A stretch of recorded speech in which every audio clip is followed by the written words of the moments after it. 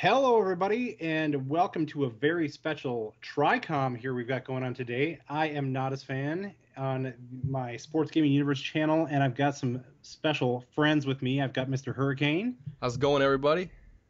and I've got Bave. What's up, people? Yeah, so we're having like a baseball roundtable here, and we're focusing mainly on the AL Central and two teams who are struggling, who are near and dear to our hearts, that being the Minnesota Twins and the Detroit Tigers, as they face off this weekend here at Target Field. So, yeah, we got some teams that are in some sorry states here. Definitely. I think many people expected the Twins to be a bad team coming into this year, although the cautiously optimistic people were saying just below 500, and I'm like, no, not quite there. And right now, they have 15 wins and 29 losses, so it's been a very tough season so far. Only can go up from here, being the worst team in baseball, tied with like the Cubs, I believe. And they actually have a weekend series, is it? When do they play the Cubs?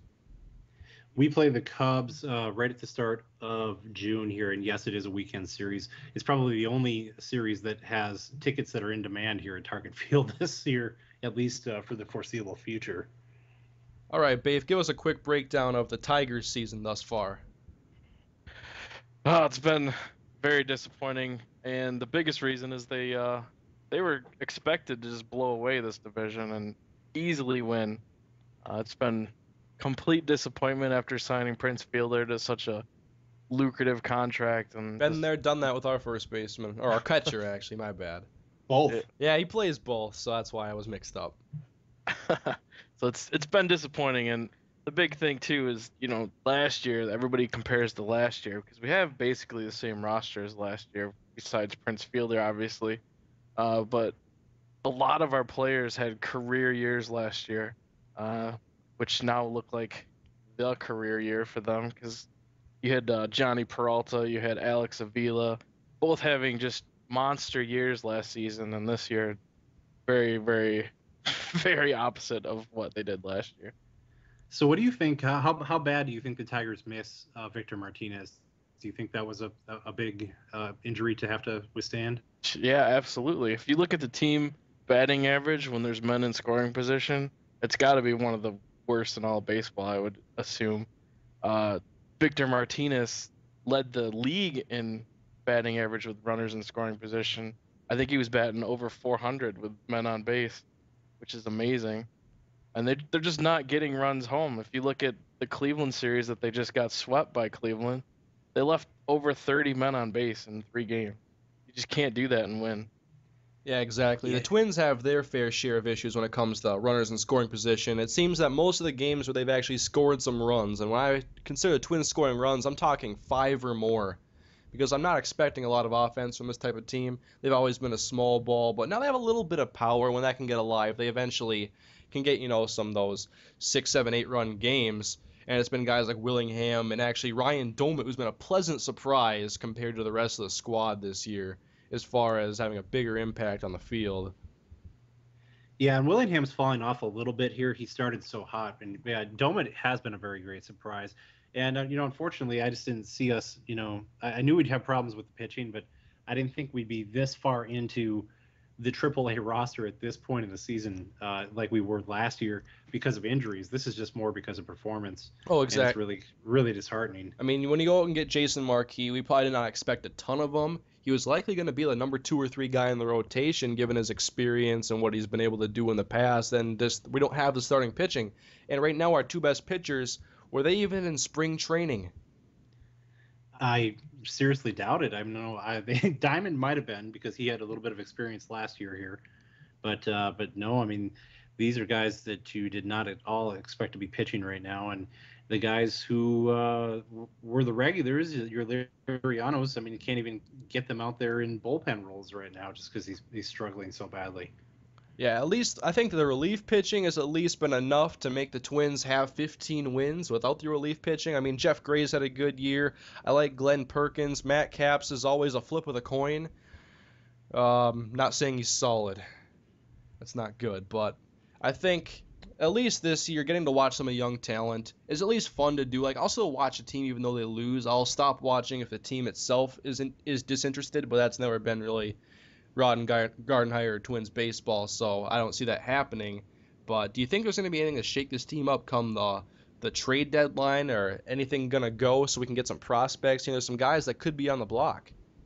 Well, I can almost guarantee you something will go. I mean, I don't think you can have 2 years in a row like this, injuries or not, and keep these pieces of the roster intact. Now, whether it has to be a big splash, I don't know, but starting to hear small rumblings about Justin Morneau, as strange as that sounds, to be getting rid of him, but they need any kind of piece they can get in the pitching core. So that's something they're going to have to look at. Maybe Denard Span as well. So you'd mainly want some starting pitcher prospects somewhere in the minor leagues that can hopefully be a starter next year or a couple years down the line. Well, we've been waiting for Kyle Gibson so long, and then he had the Tommy John, and all of a sudden that number one ace option that we were all waiting for kind of got put on hold. So yeah, I mean, starting pitching, but the relievers as well, we need to shore it all up. There are too many spots there. And I think they just need some good young arms, no matter where they're coming from, bullpen or the starting rotation. All right, Bafe, do you think the Tigers are going to be a team that's going to be active towards the trade deadline? I know they're like 20-24 right now.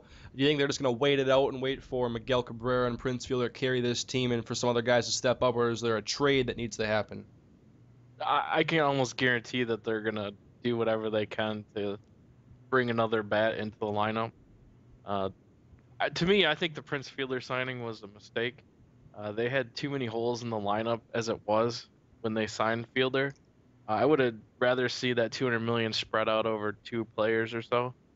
I think there was some quality at bats out there. Like, their second base is basically Ryan Rayburn, who is notoriously streaky at hitting. Typically, the first half of the season, he's terrible, and then he starts hitting in August, which is kind of when you want people to hit, but just looks so deceiving. I can see them trying to make some sort of trade at the trade deadline. Can you see the Twins and the Tigers making a trade? In division, the Twins are likely not going to be around in August. They'll likely be in the cellar of the AL Central. Well, there's precedent for it, the DELMON Young trade. So I'm just saying that because it's happened before. If the Twins are too far out, I don't think that rule of trading within the division applies anymore. I think you get what you can get from whoever it may be. Yeah, I guess it depends on who's on the trading block, who's available for the Twins that would make a difference. What's the obviously need, an infielder or an outfielder? I would say an infielder. They need a second baseman. And they need some help in the bullpen, I believe. And they definitely need some help on defense. And I saw that enough in that Tigers-Twins series where it was only a 2-game series, but the Tigers just looked so out of it. And defense is what really cost them a lot of runs in that game to a bad Twins lineup. Gave them a lot of extra bases, a lot of extra outs to work with.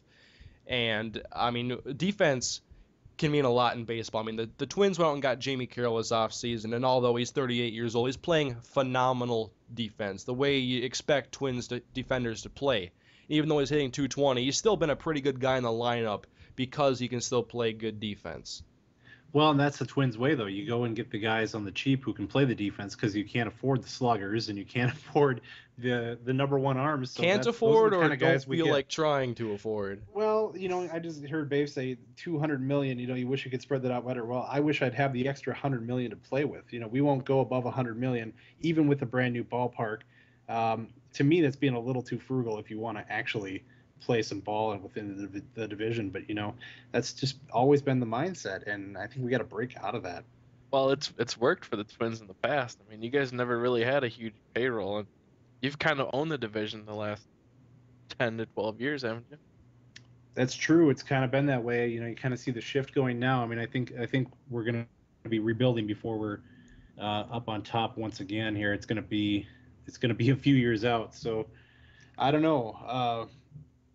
It's just I think they've got to admit to rebuild right now, which I think is starting to happen. And if you have to dismantle some of the major pieces, whether it's a former MVP or not, I think you got to kind of look at what you can do. As much as I like Morneau, they might be able to get something for him in return that could help a lot more down the road. And for the sake of the future, that might be necessary.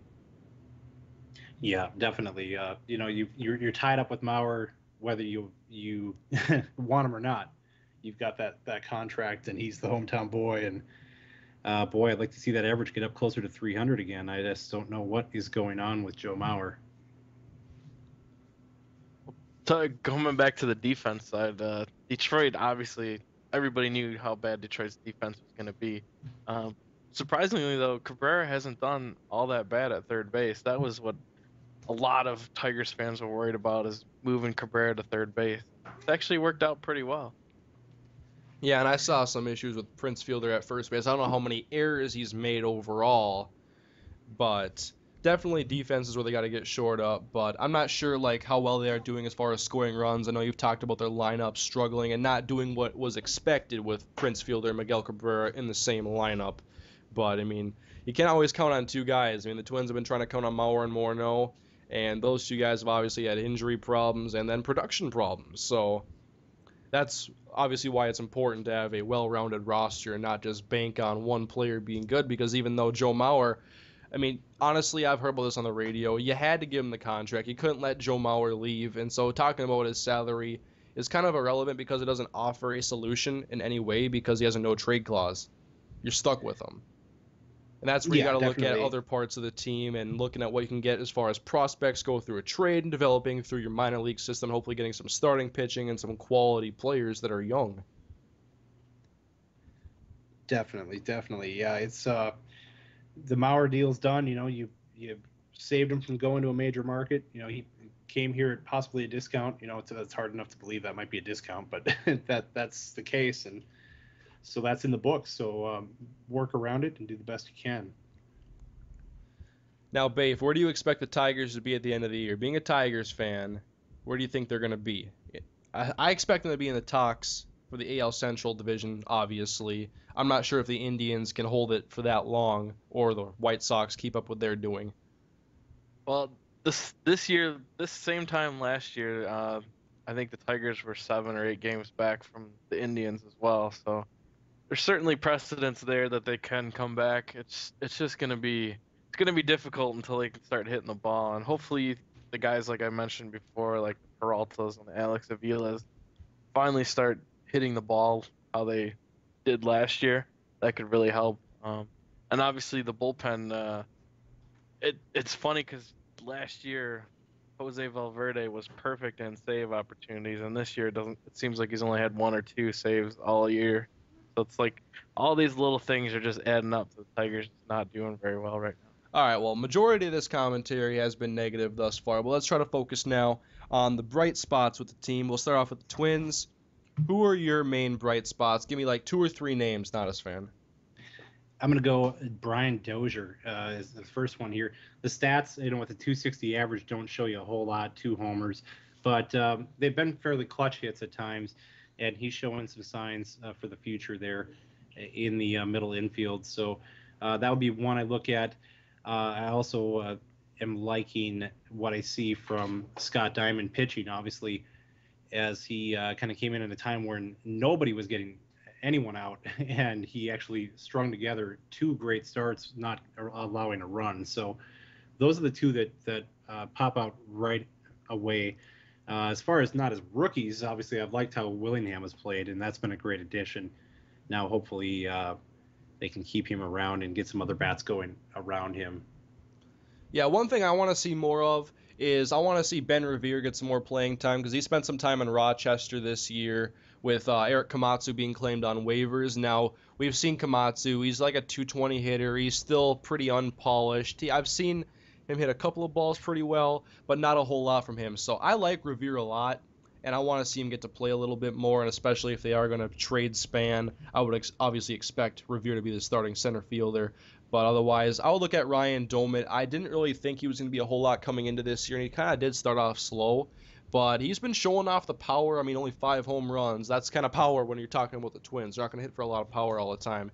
Him and Willingham and Morneau have combined for only like 23 home runs, and that's really the bulk of the Twins' power. But he's been a pleasant surprise, as well as Josh Willingham, and just hoping some other guys can step up, especially those young kids. I'm not sure all we have for prospects in AAA and AA, And I've also heard a little about that Sano kid who's in the lower minor league single A division. He's like 19 years old, and he's batting like 260 with leading like the Midwest League in home runs and RBIs. So that's what we got to look forward to. And at that age, it's projecting out so far. You really hope that those pan out, but you're never really quite sure. That baseball's a strange game that way. You get a lot of 5-tool prospects who never really seem to make their way to the majors. So hopefully that will be the case, though. We could definitely use anything we could get.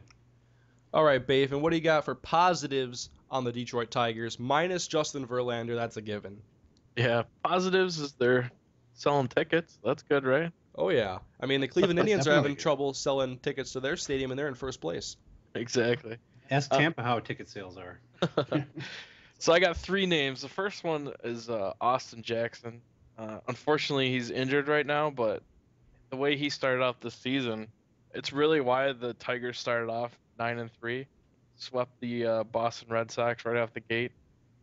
Austin Jackson, he had more 3-hit games in the first 2 weeks of the season than he did have all last season. He made an adjustment with his swing and has just been tearing it up, and it's been huge reason why I think they're losing right now is because that leadoff hitter is so important in front of Cabrera and Fielder that those RBI chances have gone. My second guy is Andy Dirks, who would never have gotten as much playing time as he did, but because of the what's his name, Delmon Young situation in New York, he got a little more playing time and has just been hitting the cover off the ball lately.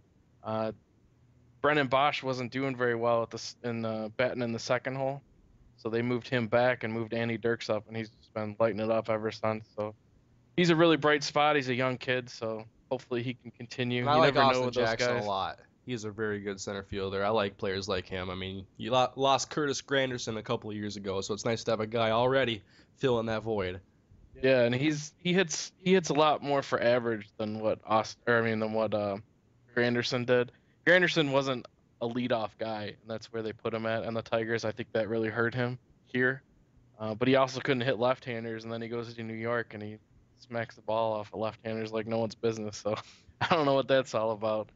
But my last guy that I think is been a plus for this team is Drew Smiley, and no one's even heard of the kid. I mean, in spring training, you didn't even hear about the kid. There was like 5 guys that were battling for the 5th starter position, and out of nowhere, this Smiley kid comes in, and then he comes in and starts pitching. It's been really, really good. I think he lost his last 2 games, but he's only given up just a few hits over those 2 games. Just the offense has not been able to pick people up, which is unfortunate. And I mean, look at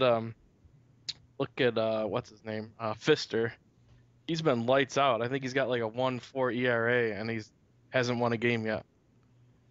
Yeah, that's unfortunate. But we'll see Smiley. He's probably actually playing right now. The game probably just started, and this probably will be uploaded after this first game in the series. But definitely looking forward to this Twins-Tigers series. The Tigers have got to start winning some more games, and they can't always assume that something is going to happen down the line with Prince Fielder coming alive. I think it has to come together as a whole if they want to beat out the Indians and make sure they're not really in crunch time towards the end of the season. Maybe that will come with a trade.